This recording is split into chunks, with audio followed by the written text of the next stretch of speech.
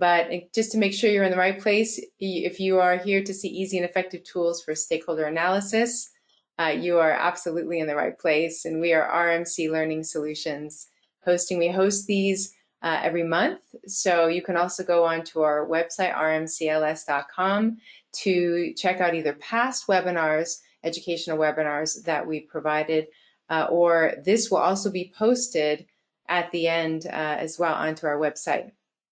So we have those resources available to you and many other resources on rmcls.com for your preparation, your exam, PMP exam preparation, CAPM exam preparation, and other exam preparation materials as well. Okay, and with that, I think we're pretty much there. I just want to formally welcome you. I know people are kind of rolling in a little bit at a time here, and I want to welcome you as you come in. I'm presenting easy and effective tools for stakeholder analysis, and we'll be relating this content back to the PMP exam content outline as well. Okay, but before we begin, I just want to go over formally, so I know I just kind of informally went over that, but some webinar logistic details, if you will. So throughout this event, we're going to have the questions box open, and we'll also have an official Q&A session at the end. So if you have questions that you want to ask, during a slide, you can use the questions box, or you can wait to the Q&A session at the end. You can just type your question to the question box, and that should pop up on the GoToWebinar console. And we want to get through all the slides within the hour. So if the volume of the questions grows, we may just defer some of those to the end. Either way, I'd love you to ask your questions. And as you probably know, this webinar does offer one PDU for those of you that are certified. And so I will give you all the details you need to report that at the end. And this recording of the event will be posted onto the RMC website within usually a few days of completion of this. And you're also going to receive this webinar recording in email. So you can review this as well at your leisure. Okay, again, thank you for joining us. We are ready to get started. Okay, just a few formalities here. This slide is to respect the copyright of PMI for their various publications and certifications. And likewise, our materials, RMC Learning Solution materials, are copyright protected. So if you have any questions or need assistance, please contact us at RMC Learning Solutions about our event today. And I just want to give you a very brief introduction to who I am, who's here presenting this material to you today. I am a professional business coach, trainer, and certified project management professional. I got my PNP in 2013, and I have more than 20 years of experience in project management, business analysis, software training, professional development training in a variety of industries, primarily though in the pharmaceutical and IT industries. I have a bachelor's degree in biology, a master's in international business, and I've had the opportunity to lead cross-functional, cross-cultural teams around the world, Europe, Australia, Asia, through major global initiatives, and also software implementation and compliance projects for Fortune 500 companies. Some of which you may know: Merck Pharmaceuticals, Novo Nordisk, Abbott Laboratories, and Citrix Systems. And now I joyfully teach certification courses such as the PMP exam prep course for RMC Learning Solutions full-time. And to give you a brief background on RMC Learning Solutions, Rita Mulcahy is the founder of RMC Learning Solutions, and she was a project manager back in the late 1990s, as well as one of the first, in fact, one of the world's first certified PMPs. And at the time, she was really frustrated by the lack of quality PMP preparation materials that were available. So she founded RMC Learning Solutions back in 1991. And the first edition of her book was published in 1998. And at the time, it was the first and only comprehensive resource that was dedicated to PMP exam preparation. So RMC Learning Solutions has helped over 1 million professionals prepare for certification exams, like the PMP exam, like CAPM and business analysis and ACP. So we also offer numerous learning solutions and products ranging from self-study, where you can purchase our materials online, to e-learning options, to classroom. We come to your offices and also instructor-led virtual. And we have an international reach. We are currently training in 60 regions in 18 languages. Unfortunately, I only teach in one language, but it's all about outcome-based learning through professional instructors, coaches, and mentors. And I'm excited to say that we're now celebrating more than 30 years of teaching students. So you're very fortunate you found your way here, especially if you are interested in passing your PMP or CAPM or ACP exams.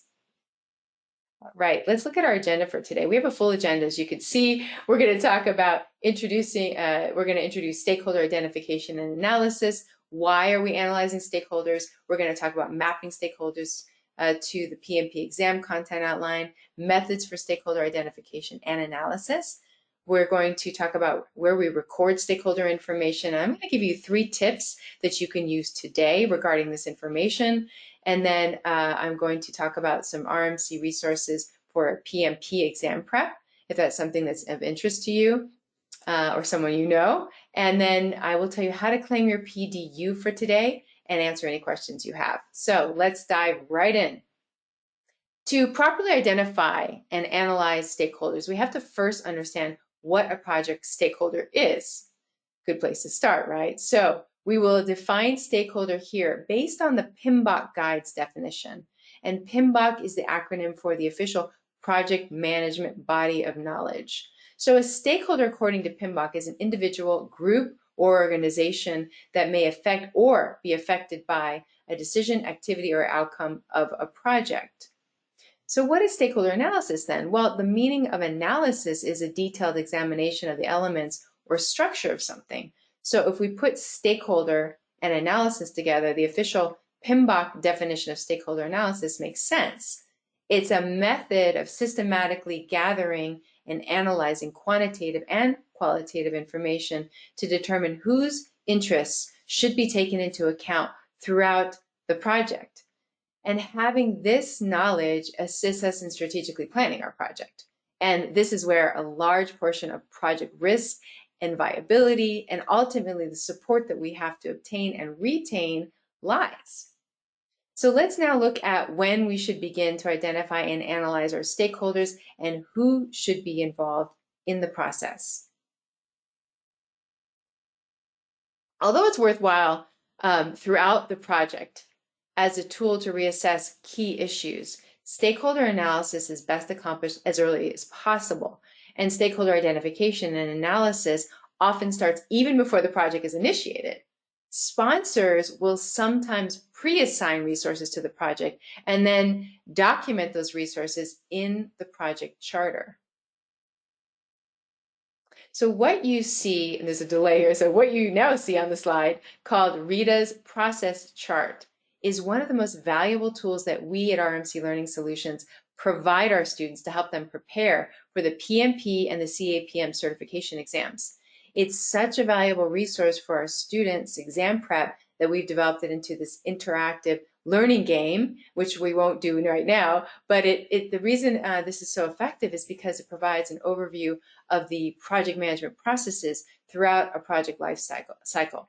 So it really helps in preparing our students for the exam in one place. It's a great resource. So I show it to you here so you can see the different points during a project when stakeholder identification and analysis should be taking place.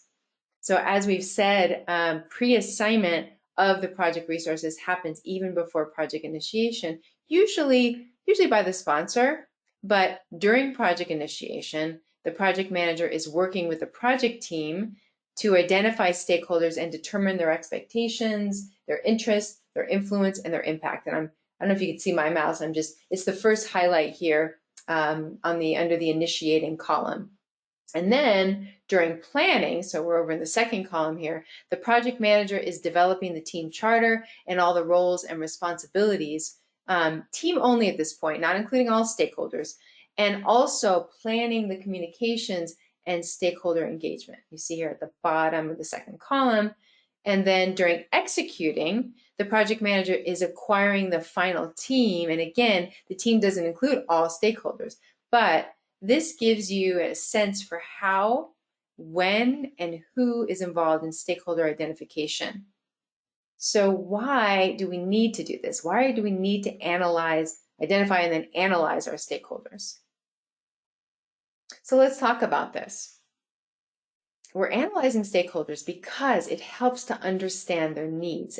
Understanding the role, expectations, and needs of stakeholders is critical so we can properly identify and prioritize their requirements, as well as balance them with other stakeholder requirements and address any conflicting requirements, because as we know, that happens, and whether those conflicting requirements are between stakeholder requirements or with the overall project's objectives. It also helps to choose the best elicitation techniques. When I say elicitation techniques, I'm talking about requirements gathering techniques. Knowing our stakeholders and really how they prefer to interact will just help us select the best methods for collecting the requirements or gathering the requirements. It also helps to address conflicts. So getting to know our stakeholders will also help address potential conflicts or any issues early on in our project. And then it helps to secure, support, and build alliances. So securing that support and involvement of stakeholders throughout the project is going to increase the likelihood of our stakeholders being supporters versus possibly opponents of the project.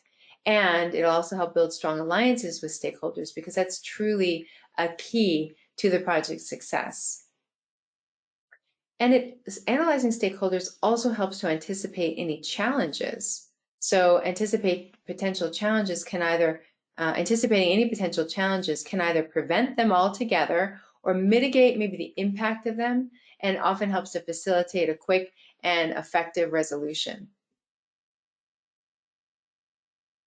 It also helps to determine the level of formality needed when communicating with each stakeholder, and to determine the best communication options. And that includes that appropriate level of formality preferred by each stakeholder, as well as their preferred method of communication. Some people prefer written, verbal, or face-to-face, and then how often that we should be communicating and to what level of detail. Also, analyzing stakeholders, it helps to reduce risk and optimize results. So we can better plan and we can better execute our projects to optimize results and minimize any possible negative impacts on stakeholders and the project. And any stakeholders that we miss will likely be found at some point later on in the project, and those new requirements that they have could cause costly changes and delays or loss of benefits and value. So project managers do need to help create a project that considers all interests, influences, and interdependencies of all the stakeholders as early as we possibly can. And that last point is illustrated in this next slide. It's called the cost of change. So the further you are along in your project, the more costly it is to make changes. So it is prudent for us to identify as many stakeholders as possible right at the beginning of the project, right? So we can elicit their requirements and then we can accurately prioritize them and we can include them in the scope. And then also the ability to influence the design of any deliverable falls as the project progresses along. And then finally, if we can identify and analyze our stakeholders early on, we can create this appropriate level of expectations about the deliverables so there's no misunderstanding about what result that everybody's working to achieve. Because mismatched expectations, as you can imagine, or maybe you've experienced, can cause conflict or rework or unnecessary change requests and can result in significant problems for the project, like possibly delays to some key due dates and even the project end date, potentially. So I just want to summarize. Stakeholder analysis is a key area where we can reduce project risk right from the beginning of the project if we do it thoroughly and we do it correctly. And this is true regardless of the project size or complexity. So let's look at examples now of stakeholders. This particular image illustrates some examples of both internal and external stakeholders on a project. So it's easy to forget some stakeholders, especially if they're external to the organization And or if you're working on a really large project, since there are just so many different types of stakeholders involved. So this graphic may be a very helpful reminder for us. And this graphic, just so you know, comes from a document called Stakeholder Analysis on PMI.org. It's in their learning library. And in fact, I'm going to post this in the chat so you can see this or access this document. Okay, you should be able to see that, be able to access this document. But I want to review this with you briefly. So what this is showing you is above this horizontal line are internal stakeholders. And below the horizontal line are external stakeholders. And you see, of course, there's some overlap as well with those that fall on the line. They're both internal and external stakeholders, potentially. Now, what I've highlighted here is just the main heading for that group. For example, vendors, we have management, team members, sponsors, owners, the functional departments, customers, government, competitors, and community, and media. Right? And if we just want to look at some examples under media, we have things like radio, television, internet, newspapers, and so on. So you can break each one of these major headings into examples that belong to that heading. But this is just another way to identify stakeholders using a context diagram. So let's see how stakeholders are highlighted in the PMP exam content outline. So the stakeholders are a really important topic. It's such an important topic, in fact, that it links to the PMP exam content outline tasks in both the people domain and the process domain.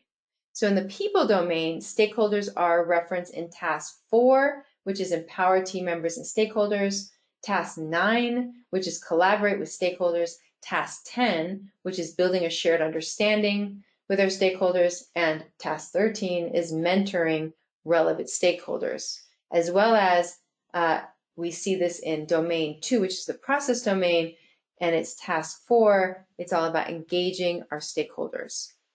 So generally speaking, we have our project team and we have our stakeholders. And stakeholders typically refers to maybe customers or business experts, but the team is also a stakeholder.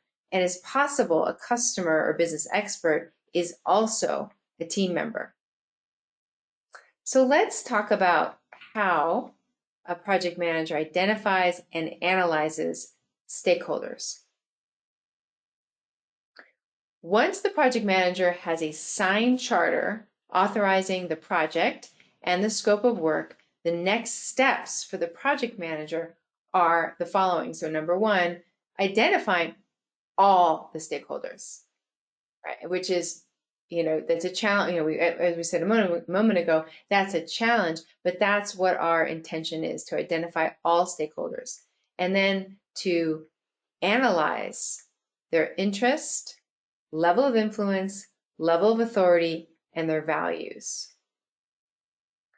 We also need to be, we as project managers need to be eliciting their requirements or collecting their requirements and expectations, because why not prevent as many issues as possible by walking stakeholders through what will occur and, of course, asking them what they expect and what their requirements are. Develop strategies and tactics for stakeholder engagement. And finally, the project manager is evaluating and incorporating stakeholder requirements into the project scope. So let's look at stakeholder identification and analysis a little bit more in depth now. So the first stakeholders are likely those who identify the problem or the need for the project. And so they may have even been involved in developing the business documents for the project at the beginning. So the business documents, I'm talking about the business case or the benefits management plan. So the business case and benefits management plan may actually include a list of initial stakeholders. And other sources to identify stakeholders would include possibly contracts, agreements, and the project charter. It's challenging to identify all stakeholders up front. So think about this for a moment. Why do you think it's challenging to identify all the stakeholders up front in a project? I'm going to give you some answers here, but think about that. Well, changes within a project or organization may introduce new stakeholders, or a project manager and team may possibly miss stakeholders initially, like we talked about, especially on bigger, more complex projects that are spread out, sometimes across, a country or multiple countries. Or adaptive approaches include an evolving scope. So adaptive, we're talking about adaptive or agile, like Scrum. So those include an evolving scope, an emerging scope, which may mean an evolving stakeholder list as well. And finally, even on predictive projects, the stakeholder list evolves, right, to some degree. And many project managers fail to consider the broad range of potential stakeholders, like sponsor, team, product owners, senior management, subject matter experts, customers, product end users, other departments or groups within the organization, functional or operational managers, sellers, consultants, regulatory agencies, financial firms, government agencies, and if the project includes procurement, parties to the contract. Now, as agile practitioners are well aware, stakeholder identification and analysis is a team process. And so be sure you are collaborating with the team on stakeholder identification and analysis. Also, you want to consult other stakeholders like subject matter experts, project managers in the organization who have worked on similar projects, and maybe even professional associations, where it's applicable. So any stakeholder may suggest other stakeholders to add to the list. So it helps to have a broad range of stakeholders you're communicating with and asking to help in the identification of stakeholders and analysis. So let's now look at some specific methods that you can use for stakeholder analysis, identification, and analysis. There are surveys that can be leveraged, that can be created, interviews, focus groups, also brainstorming. And you may need to do some document analysis. Now, the document analysis technique really assesses current and historical project documents like lessons learned and other information from past projects. And the analysis can help project managers identify stakeholders and their stakes in the project. Let me just see, I think there's a couple of questions here. All right, Joseph. Would you ever do the stakeholder analysis in conjunction with a RACI analysis? Yes, you would. And I don't know if that's something you've done, but that's a good question. And in fact, it's a good idea to do them in alignment, do them together. That would be a very helpful process to go through. So great point there, Joseph. And then Christine is asking, there may be some processes or teams that are involved that can be missed. Absolutely. You're right, processes or teams that are involved that can be missed. That's why it's so important to have as many people and as many interactions with different kinds of groups during this process, because we may have that blind spot ourselves or even within our team, that when we engage more stakeholders outside the team, that we can get more identified, and including processes, right, that are necessary to be aware of. So great point, and thanks for that. I didn't notice the questions. Hopefully they weren't sitting there too long. Okay, perfect. So we talked about these different methods, and we were just finishing up with document analysis, right? And so essentially what you're doing with document analysis is you're looking at historical project documents, like lessons learned and other information from projects that are similar that have been done in the past. And that can really, again, help identify stakeholders and then what's at stake for them. We're going to look at that a little bit more in a moment. And there's something called stakeholder mapping. And in stakeholder mapping, this is a data representation method. And in fact, there's I have a little mini graphic there, but I'm gonna show you this in more detail in just a bit. But it's a data representation method that maps stakeholder attributes into categories. And project managers use this method to analyze and plan how the project team will prioritize efforts and to build the relationships and also engage stakeholders. So we'll talk about that a little bit more in a moment. And then we have what's called individual stakeholder analysis. And this analysis is really focused on determining how interested each stakeholder is in the project and then what's specifically at stake for them. And we're going to look at that in more detail in just a moment as well. And then we have what's called personas. And those are used in agile, adaptive, change-driven projects to better imagine how each type of stakeholder will use the end product. And again, we're going to talk about that more detail in just a bit. So let's look in more detail at some of the methods I mentioned for stakeholder identification and analysis, and let's go back to stakeholder mapping.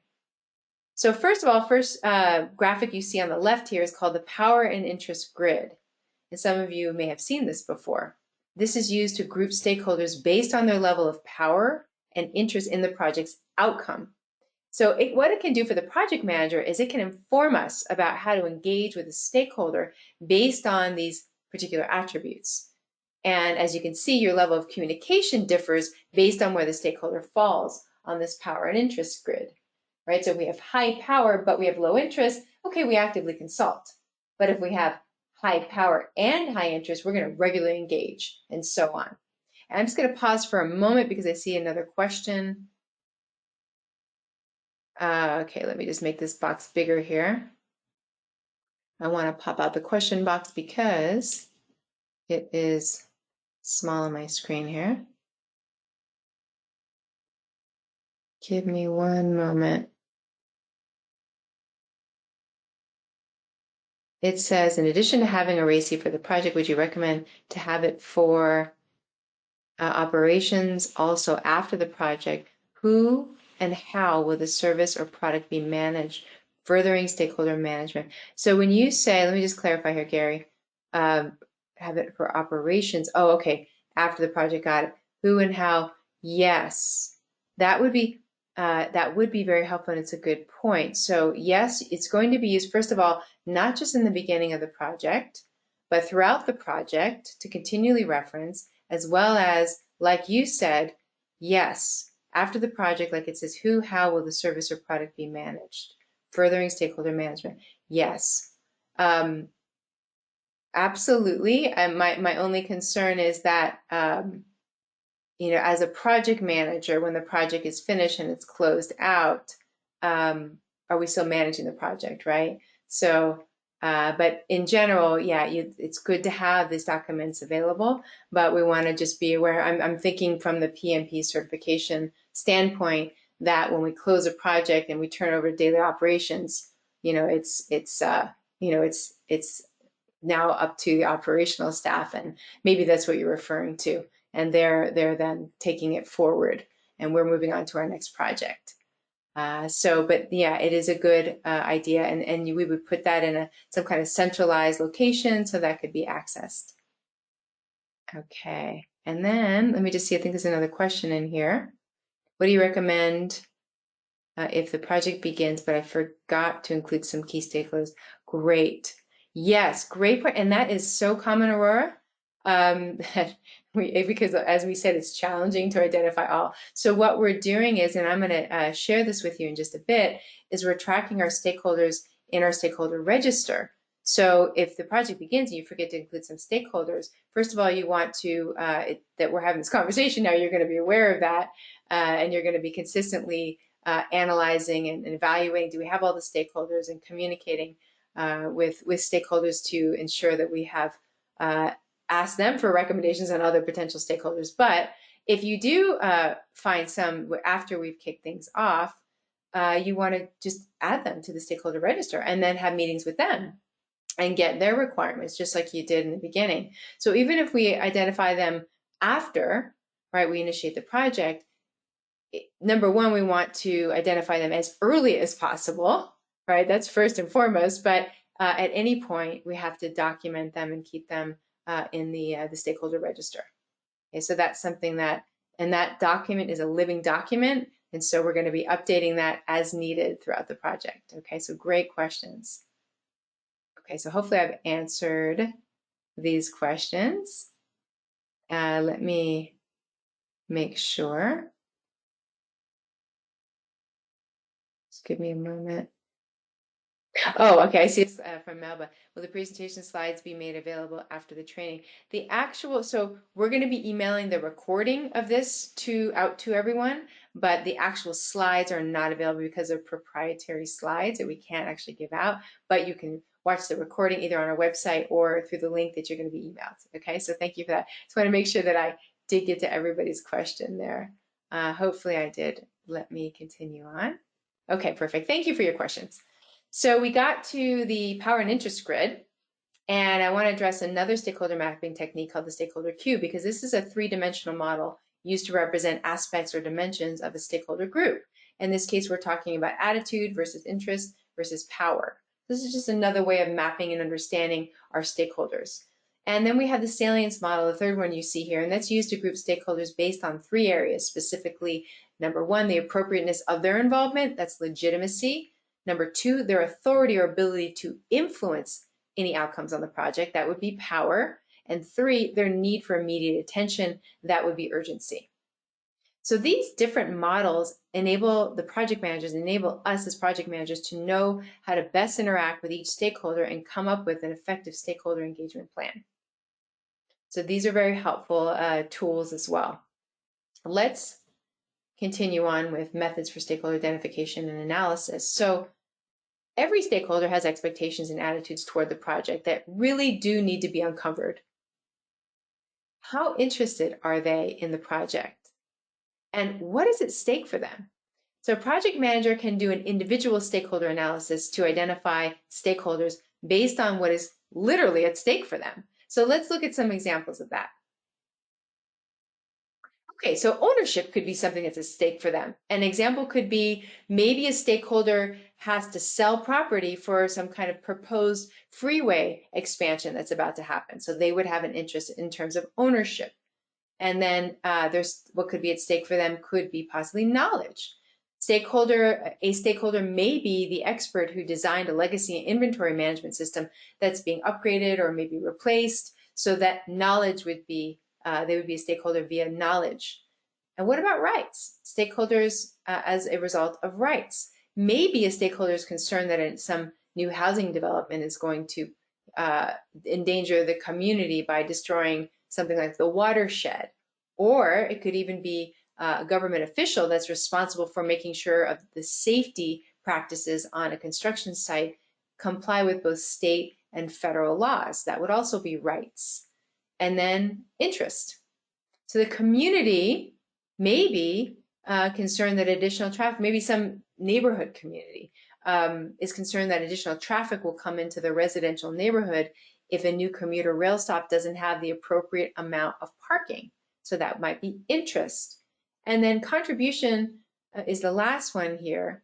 And that's an example of maybe a resource manager is concerned that one of their team members that's assigned to the project is not going to be able to complete their normal operational work with the addition of the project work. So these are just some examples when you do individual stakeholder analysis to better understand what's at stake for each of these stakeholders, because it will help us in analyzing the stakeholder and how to interact with them later on in the project. Right now we're focusing on identification and analysis, but all of these are going to be very helpful for us later on in executing, monitoring, and controlling the project.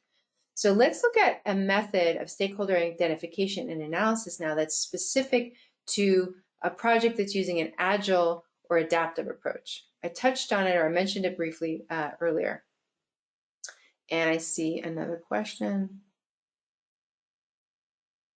Oh, okay. Yes, Robin, I just saw your question. Yes, the presentation recording of this will be sent after the webinar, yes. Okay, thank you. So, personas.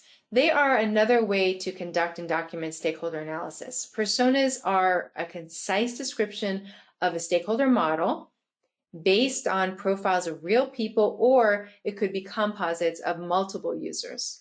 And agile teams often are going to use personas because they help the team visualize how each stakeholder will use the product, and it will provide focus for the design and creation of the features, which is very helpful for the development team. And it also generates, personas also generate awareness of design choice implications for the end users. So it's especially helpful when the stakeholders represent different groups of people, like end users or customers. And so what you see on the slide here where it says Jamelia Job Seeker, this is an example persona for a new library computer lab project. So in this case, so this is what the teams would come up with to help them, and they would write a description and maybe values. So this person is looking for a new job after completing her bachelor's degree in nursing. She's working as a home health aide. She does not have a computer for finding jobs. She needs access to job resources at odd hours during time off.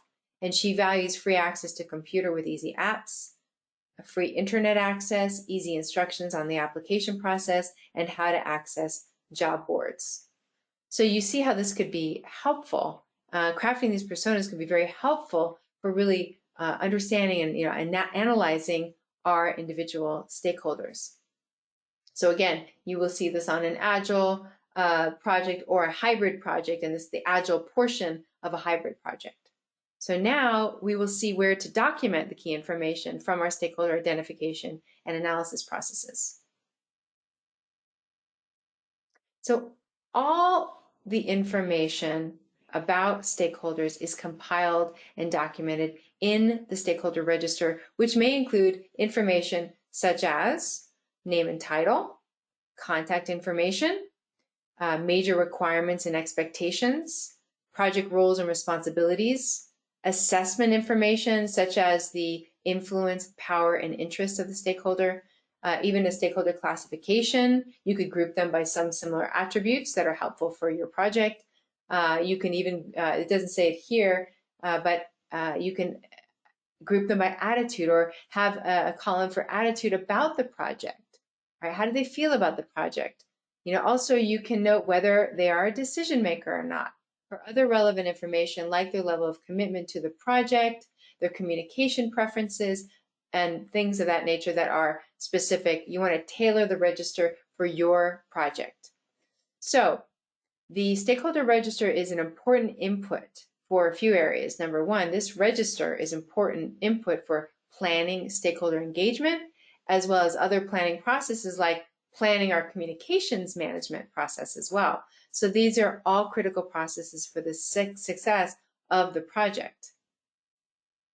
And then just one final note on the stakeholder register, I briefly mentioned a moment ago, but it should be updated throughout the project as situations and preferences and needs change. So it's part of the project manager's responsibility to keep this document up to date and to keep it relevant. Okay, let me just take a look. I think there's a few more questions in the chart. And it says here, how often do you build out personas? So that's something that you would want to do. Margaret, thank you for the question. And do you build these out in a waterfall? Good questions. So ideally, you're building out the personas as early as you can in the project. Even in the Agile projects, you're building out your personas. Again, the more we know up front, and again, with Agile, we know less up front. We have less detail typically up front, and the details are emerging as we go along. But ideally, you want to have the personas up front built out, and then we can add to them as needed, just like another question was asked earlier about that. What if we don't identify everything up front? We can add to them, but the goal is to try to identify as much as we can at the beginning of the project so that we're not adding things later. Now, Agile can accommodate a lot better because things are emerging, we have emerging scope. So it's a lot easier when you have an Agile project to add requirements later on, because that's kind of built into this kind of iterative incremental delivery process. However, with these questions are flying by now, but with the waterfall, traditional, or predictive approaches, we're trying to do this as detailed and thorough early on as we can. So let me just make sure I'm not missing anything in the questions here. Okay. Oh, and then you said, do you build these out in a waterfall project? You can. You can do this in a waterfall project. I mean, of course, this is pretty detailed. It's typically used, and I'm thinking again with my PMP exam prep hat on, with the PMP exam prep hat, it's used for Agile, but of course you can build personas out for waterfall as well. And again, you're always tailoring this information to your specific projects. So I'm taking off my PMP exam prep hat now, and I'm telling you that you may want to use that if it makes sense for your particular project, your waterfall, aka predictive, aka plan-driven project. Okay, so consider something small personally. Consider something small personally unregistered. Not sure what that means. Consider something small. So the register has quite a bit of detail. I'm not sure what you mean by that. If you have a question about that, please, maybe you could rephrase that one. Thanks. Okay, great. And who should we share the stakeholder register with? Okay, now again, this is going to be great question. This will be specific. You're going to tailor that, even that answer, to your specific project. But who needs, depends on what information is on the stakeholder register, right? And so the more you know about your stakeholders, the more you know who needs to see it. We know first and foremost, the team's going to need to see this, right? And so, again, the team is stakeholders as well, but how broad this gets shared depends on your project and how you're managing the call, what's in the register. There may be some things that maybe you don't want to share with all the stakeholders, of course, because it's just helpful for your team, in which case you would only share the stakeholder register with your team. So David, to answer your question, it's going to be specific to the project, and exactly, what you're putting on that register will determine, who you're going to share that document with. Let's see who else. Robin, in my experience, how often do you refer to stakeholder register during a project time frame? Yeah, so that's he said my experience, right? Versus my hat's always with the PMP exam prep, because we're going to be PMP exam hat would be you're referring to this throughout the project, because you want to know if anything needs to change on this. Maybe expectations have changed. Maybe key areas, requirements have changed. So you want to revisit this fairly often. And I would say in my experience, I am also revisiting this maybe depending on how long the project goes, but maybe monthly. It depends on the project, sometimes quarterly. So it's really hard to say because it will depend on the project, but I will tell you, you want to keep that, revisiting that and make sure it's still applicable, appropriate, and nothing needs to be added or adjusted. So how do I see all the chat?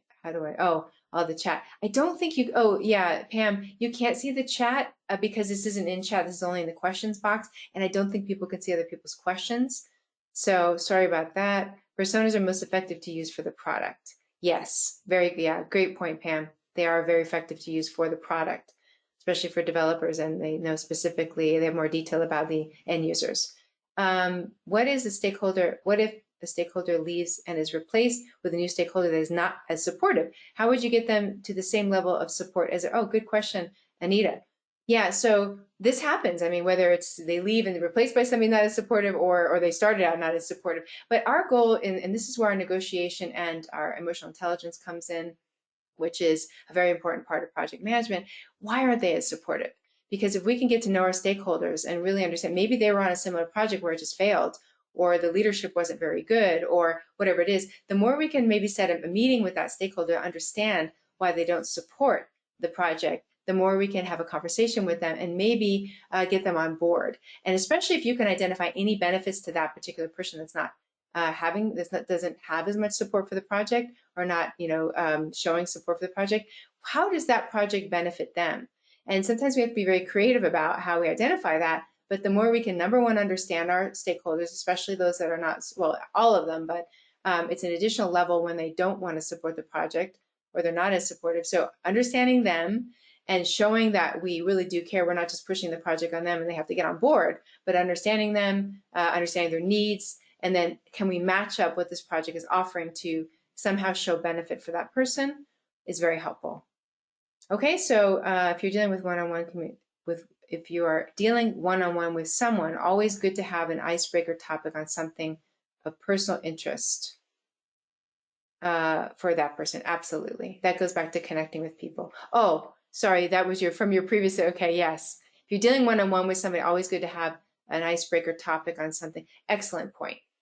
I see LALS. Yeah, excellent point. So you're so right. And it really is about making connections with people. It really helps throughout the project when you have a good relationship with your stakeholders. Okay, so thank you for the questions. All right. Hopefully I'm caught up with the questions.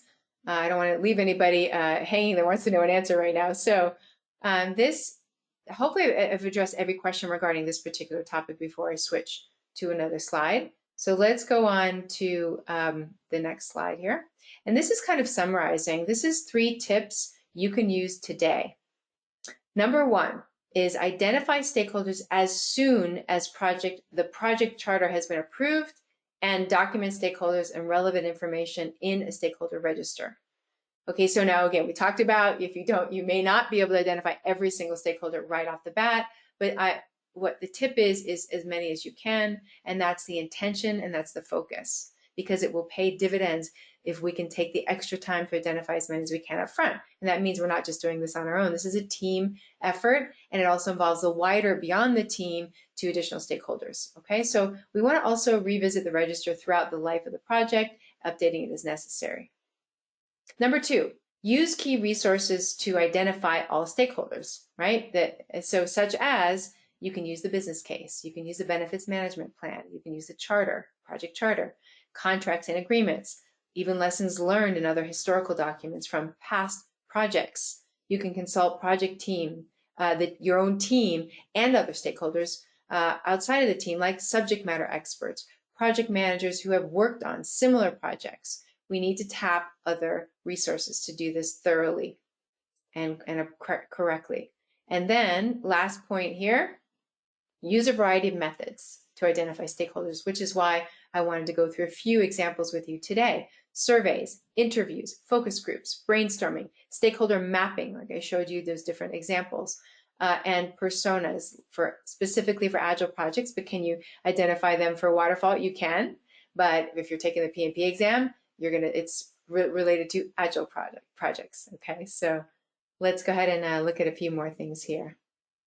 So RMC Learning Solutions offers many different opportunities to help you prepare for your PMP certification, if that's something that you are looking to obtain, either now or in the future. So like I mentioned earlier, we've helped over 1 million professionals prepare for certification exams with our coursework, with our materials. So we have instructor-led virtual courses, we have e-learning courses, we have on-site courses, we have exam prep materials. I listed a few key ones here on the slide. Our prep book it was developed in 1998 and has been evolving ever since to align with the current exam content outline, to align with the current edition of PMBOK, which is the 7th edition. So we have the PMP exam prep book, we have the PMP Fast Track exam simulator, which simulates the entire exam, but also enables you to take practice tests, focus tests in certain areas where there are gaps in your knowledge. It's an extensive, amazing tool. And then we have Hot Topics flashcards, and we also have audiobooks. So a lot of resources at your fingertips. And so now, drum roll please, what we've all been waiting for, I'm kind of joking, but the instruction on how to claim your PDU for attending today. And I see a couple questions in the chat. Okay, let me just stop before we do the PDU here. Hope I'm not disappointing anybody. Okay, let me just go to the bottom. It keeps going back to the top. Let's see, it would have second register. Okay, let's see where we left off. I would have a second register for yourself with notes pertaining to communication styles. Yes, exactly, Pam. And that's a great point as well. This is something that I often recommend, is having maybe your own personal, or you're sharing with a small group, that you have a stakeholder register that you're not sharing with a wider audience, but it's pertinent because you have some very detailed notes that you want to keep close to the chest that can be helpful for you, or maybe a few of your team members, or all of your team members, depending on what it is. What about CAPM? Great. So yes, we do have that, Susan, as well. Thank you. We're focusing on PMP, but you're absolutely right. We have the materials as well for CAPM and classes, whether it's instructor-led virtual. We're going to be having e-learning. We're updating our e-learning materials for CAPM as well. So you have all the same things for CAPM. And please go to our website, or you can email info@rmcls.com for that as well, or you can just see that on our website. And then Okay, great. Excellent, Michael. Congratulations, first of all. Michael says he just passed his PMP this past June, and Rita's prep materials were very helpful. So these materials we're showing here were very helpful. I'm so happy for you, Michael. I love to hear that. Okay, path for, yes, there is a specific path for PMI ACP for an existing PMP. Yes, and so the best thing to do, and I'm going to hop on there in a moment, if you go onto the PMI.org website and you type in PMI-ACP, you will see specifically what's required, and we have courses for that as well and materials for that as well. But if you go to PMI.org, you have exactly the requirements, and based on what you already have, it gives you a benefit that you have your PMP. So I love this. I see one more here. I'm looking at the time. We're good. Dorcas, you said here, should you engage stakeholders in all of the methods? How do you avoid them getting burned out? For example, completing a survey. Oh, yeah, exactly. Good point. No, you wouldn't necessarily need to use all the methods. You would pick maybe a couple of different methods that are appropriate, and you're also asking the stakeholders different ways that are helpful for them to be engaged. So you're getting them involved in that process and identifying how they want to work best, what works best for them as well. So yeah, you definitely don't want to use all the methods. I'm giving you some options. You probably want to use more than one method for sure, but you don't need to involve all the stakeholders in all the methods. Okay, so good question, but you don't want to burn your stakeholders out. Great point. How different are the 10th edition materials and the 11th edition? Okay, Christina, good question. I would assume they include the updates to the PMP test that occurred recently. Yes. So great point about what you've written here, Christina, that they are very close to the 10th edition, 11th edition. However, 11th edition is matching the current edition of all the PMP materials. So, but they are close, 10th and 11th edition. There's not a lot of changes, but it's now aligned with the current ECO, of course, and the as well as the PMBOK 7th edition and all the materials, the Agile materials as well. And RMC options would be good for someone who has their PMP from PMBOK. Okay, great. So let's get to the PDU. Okay, let's look at the PDU. Okay, how we're going to do this. The best thing I found to show you how to do this is to literally show you how to do this. So to get your PDU, I'm going to end the slideshow and walk through this with you. Some people have trouble putting this in. So again, you can only if you have a certification already, some certification, then this PDU is applicable. If you don't have any certification yet, then this certification process, or this PDU, I'm sorry, isn't going to be helpful for you. But let me show you how to do this. For those of you that have a certification and want the PDU credit, let me show you how to do this. So what you would do, and I'm going to put this in the chat as well, for those of you who want to claim the PDU, I'm just going to put this in the chat. I'm hoping you can see this. Let me just hit enter. Okay, so this is the link that you would go to that will take you to, I think you can see, let me just see. I think you can see what I'm seeing on the slide. And then you want to go to online or digital media, and you need to log in, which I did earlier, but it timed me out. So here we go. So when you log into that link I just put in the chat, you're going to see this. Now, and I'm going to also post in the chat what you need to put in as well, so you don't have to just wait for me. If you need to go, you can. Let me just put this in the chat as well, because this is what you're going to be putting into your PMI.org continuing certification requirements system. So once you get to this page, you're going to want to, let me copy paste the title, provider name. Now this can be a little bit tricky because it's not in the drop-down menu. So you can type it in and you click out of the box. And so if the drop-down comes up, ignore the drop-down, click out of the box, tab out of the box, hit enter. Somehow you want to click out of the box because it's not in the drop-down. Also the title, which is easy and effective tools for stakeholder analysis, copying that, you would pop this here. And it's also not in the box. It's not in the drop-down menu, I should say. So click out of it. I'm clicking out. I don't know what you can see with my mouse here, but I'm clicking out of this. And then you do need a description. So what you may want to do is just copy paste the title into the description. easy and effective tools for stakeholder analysis. And then all you need to do to finish this is put the dates in using the calendar icon, which would be today's date. And then under PDUs claimed, this particular webinar is under ways of working. So for this option, you would just type in 1. You get 1 PDU for this. And you would click I agree to this claim and submit. Okay, any questions about that? Sometimes people have trouble with the drop-down menus, some technical glitches. That's why I like to actually show you this. Make sure you click out of the box because it's not in the drop-down menu.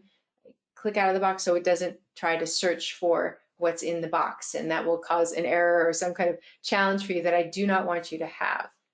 Okay, so any questions on that? I'm seeing questions pop up here. Let me just see where we are here. I'm going to scroll down. For some reason, my question box is really tiny, so let's see here. I'm trying to make this question box bigger so it's easier for me to see your questions. Okay, let's see here. Let me go to the bottom here. And okay, so here we go. My exam is going to be on January 9th, 2025, and learning with Fast Track. Oh, I definitely wish you luck, Aniko.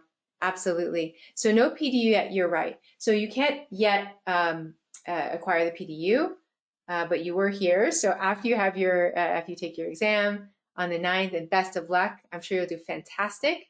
Then you can record PDUs after you have your certification. If we haven't yet gotten our certification, are these useful once we do complete it? Yes, you can do that.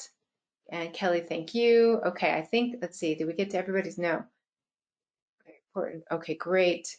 You were unable to select ways of working. Okay, so Melba. So let me go back. Hopefully, I think you can still see this. So not sure why. So if you go in here, not sure, you should be able to click on.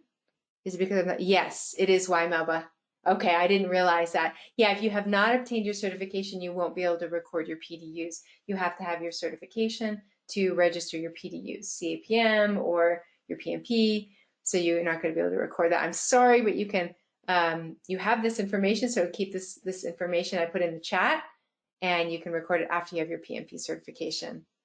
Let's see. Anybody else on this? Because I was just going to move it over here to my questions slide for you. Okay, let's see. They can use it for training credit for PMI. Okay, Emily, perfect. They can use it for training credit for PMI. Excellent. Okay, so you get training credit. Appears to have worked. Okay, great. Kathy, beautiful. Thank you for that feedback, Emily. That's beautiful. Anybody else have any questions? This is your time. We have a couple of minutes left, and I really appreciate these questions. And if you have to leave, I just appreciate you taking the time to be here, and I hope this is really helpful for you. It means a lot to us that you're here. And then check the schedule. We have upcoming webinars. If you go to rmcls.com and you click the webinars tab, you will see the titles of our upcoming webinars, so you'll be able to join in on those topics that are of most interest to you. We already have some scheduled for next year, and we're going to, like I said, we do this monthly, and then afterward they are posted to our website, and they also will be emailed to you. So you have a lot to look forward to here. Okay, your PDU is already approved. Great. Yeah, it usually happens pretty quick, Michael. I'm so happy for you. Okay, so Ash, you said you can't find Peterson's. Exactly. You're not going to be, let me just end this and show you because this is confusing. Hang in there with me, Ash, or anybody else that wants to see this. I'm going to scroll over. It takes a minute to refresh. There you go. So what happens is, I think you said you don't see Peterson's. So what happens is you won't see Peterson's because it's not in the drop down. So what you want to do is just type this in or copy paste it from what I put in the chat. And then you want to move your mouse outside of the box because otherwise it's going to be looking for what's in the drop-down menu and it's going to be a problem. And it's going to give you an error, an issue. So type it in, paste it in, and then move your mouse out. You can sometimes enter or tab. Sometimes that doesn't work. You just have to click your mouse outside of it. And if you're still having trouble, refresh and start again. But I promise you, if you do that, you'll be able to. Just don't look for Peterson's in the drop-down. That's where it'll be challenging because it's Peterson's doing business as RMC's Learning Solutions, okay? So that should be fine. Thank you. Thank you so much, David, for that feedback. I'm so glad this was a helpful session. Thanks, will do. Okay, Ash, great. That will be fine for you. Anybody else in the 2 minutes we have left? I just so appreciate everyone. I just want to say too, since it's that time of year, happy holidays. And maybe I will see you in the new year, either for one of our exam prep classes or at one of our free webinars or something. We have a lot of different things going on, so I might see you at a future event. And thank you for the wish, Connie. Happy holidays. And to you, Don. Thank you so much, everyone. AJ, appreciate it. Appreciate you all. And thank you, Aniko. But best of luck to those of you that are ready to take the exam. You've already got it scheduled. Wish you all the best. And we're here for you. Thank you so much. Take care, everyone. I'm going to end the session now, and have a wonderful holiday. Take care.